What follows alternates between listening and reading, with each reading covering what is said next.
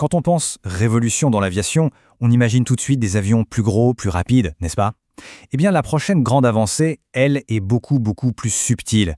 On va s'intéresser aujourd'hui à l'Airbus A321 XLR, cet avion qui est en train de changer les règles du jeu, mais en toute discrétion. Parce que oui, l'innovation, ce n'est pas toujours une question de taille ou de vitesse.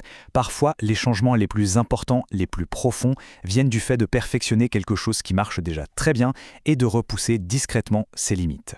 Et si justement la plus grande avancée n'était pas d'être le plus gros, mais simplement le plus malin? C'est exactement de ça qu'il s'agit avec l'A321 XLR, une histoire d'intelligence et de conception astucieuse. Alors voici notre programme pour décortiquer tout ça.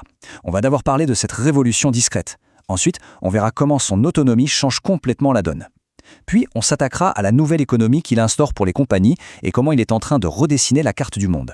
On parlera aussi de l'impact sur les passagers et la concurrence, et on terminera sur cette idée que l'avenir, c'est vraiment la précision. Allez, on commence avec cette fameuse révolution discrète. Le truc, c'est qu'Airbus n'a pas cherché à réinventer la roue, loin de là. Ils ont pris une base qui a plus que fait ses preuves, la famille A320, et ils ont juste étiré ses capacités au maximum. Et ça, pour les compagnies aériennes, c'est génial. Ça leur donne une flexibilité incroyable sans avoir à tout repenser. On en arrive maintenant au cœur du réacteur, si on peut dire, son autonomie. C'est vraiment l'innovation clé, celle qui débloque tout le potentiel de cet avion et qui ouvre un champ des possibles qu'on n'imaginait pas il y a quelques années. Et le chiffre qui change tout, le voilà. 4 700 milles nautiques, soit environ 8 700 km. Il faut bien se rendre compte de ce que ça représente. Il n'y a pas si longtemps, une telle distance, c'était le domaine réservé, exclusif des gros porteurs. Réussir ça avec un monocouloir, c'est une vraie prouesse technique. Alors concrètement, qu'est-ce que ça change? Eh bien, un monocouloir classique, il est un peu coincé sur les vols courts ou moyens. La A321 XLR, lui, il peut faire des vols de 10 voire 11 heures sans escale. Il ne se contente plus de relier les gros aéroports entre eux. Non, il peut maintenant connecter directement des villes secondaires très éloignées. En gros, il vient chasser sur les terres des gros porteurs. La question c'est, comment c'est possible? Ce n'est pas de la magie bien sûr. Ce sont des modifications structurelles, bien pensées. On parle d'un réservoir de carburant supplémentaire qui est intégré de manière permanente à l'arrière. La masse maximale au décollage a aussi été augmentée à 101 tonnes. Et bien sûr, il y a eu tout un tas de petites améliorations aérodynamiques pour le rendre encore plus efficace. Cette prouesse technique, elle a une conséquence directe. Elle crée une toute nouvelle économie pour les compagnies aériennes. Et tout repose sur une idée assez simple en fait. Moins de risques, ça veut dire plus de nouvelles routes possibles. Regardons un peu l'efficacité. L'A321 XLR consomme à peu près 30% de carburant en moins par siège que les anciens gros porteurs de taille moyenne. 30%. Dans une industrie où le carburant c'est parfois un tiers des coûts, cette différence est tout simplement énorme.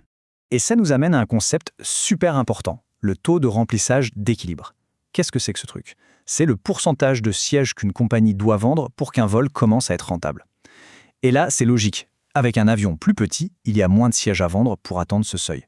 Le risque financier pour la compagnie diminue donc énormément.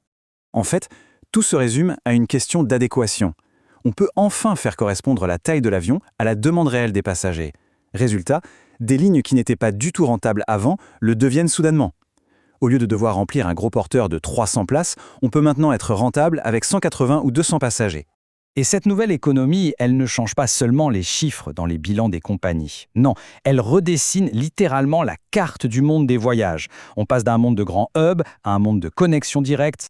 Jusqu'à maintenant, le modèle dominant, c'était le hub and spoke. En gros, on partait d'une ville secondaire, on faisait une escale dans un aéroport géant et souvent surchargé pour enfin repartir vers la destination finale. L'A321 XLR, lui, il popularise le point-à-point, c'est-à-dire qu'il devient possible et rentable de relier directement des villes de taille moyenne, même si un océan les sépare. Les avantages sont vraiment multiples. Pour les passagers, c'est évident, on gagne un temps fou. Pour les compagnies, ça leur permet de diversifier leur réseau, de le rendre plus solide parce qu'elles ne dépendent plus d'un seul ou deux grosses hubs, et surtout ça leur permet d'aller sur des marchés où il y avait très peu, voire pas du tout de concurrence. Ok, mais quid de l'expérience à bord et de la concurrence? C'est une bonne question. On va donc voir comment le confort s'invite sur un vol long courrier en monocouloir et pourquoi l'A321 XLR se retrouve dans une position si unique sur le marché. L'idée de passer 10 ou 11 heures dans un avion à couloir unique, ça peut faire un peu peur. Mais les compagnies ont bien compris l'enjeu. Elles équipent ces avions pour une vraie expérience long courrier. On y trouve des sièges qui se transforment en lit en classe affaires, un éclairage d'ambiance soigné, des cabines plus silencieuses, des coffres à bagages plus grands et bien sûr tout le divertissement et la connectivité qu'on attend aujourd'hui. Au final, pour beaucoup de gens, le calcul est vite fait. Le confort d'un vol direct, sans escale, sans stress de correspondance, ça pèse souvent plus lourd dans la balance que d'avoir une cabine un peu plus large. L'A321 XLR n'est pas juste une option acceptable, il devient même l'option préférable. Et puis, il y a un point absolument crucial. Pour l'instant, l'A321 XLR n'a pas de concurrent direct. Il est seul sur son créneau. Le Boeing 737 MAX 10, son rival le plus proche, a une autonomie bien plus courte. Il est fait pour les lignes intérieures très denses, pas pour traverser les océans. L'A321 XLR comble donc un vide, et il remplace de fait l'ancien roi de ce segment, le Boeing 757. Et tout ça, ça nous amène à la conclusion logique. L'avenir de l'aviation, c'est la précision.